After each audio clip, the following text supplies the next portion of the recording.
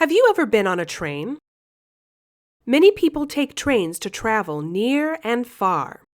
The artist Marshall Fredericks was hired to create this sculpture for the Fort Street Union Depot, a very beautiful train station in Detroit, Michigan. This sculpture tells a story about the history of transportation and the many ways people move about.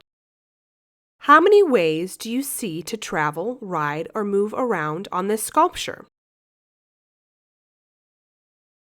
Marshall Fredericks said of this sculpture in a 1981 interview, "So rather than just make a big train alone, I tried to go way back to the early days in this country with the stagecoaches and the Indians on horseback and the pioneers and all the forms of real early transportation, up to the very modern engines and some of the big classic engines, steam engines and modern engines, and motorcycles, bicycles, the first Wright planes, and so on.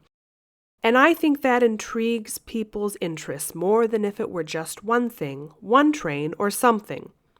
I'm sure that a lot of people who waited hours for their next train might as well find something new each time they looked at it." This sculpture is an example of relief sculpture. Relief sculpture has low or high raised images on the front and no images on the flat back. Relief sculptures often hang on walls or flat surfaces. Do you know why this plaster is painted silver and not white like most of the other plaster models in this museum?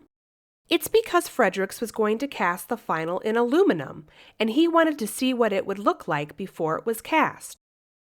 After the train station closed in 1971, this sculpture relief was relocated to the B&O Railroad Museum in Baltimore, Maryland.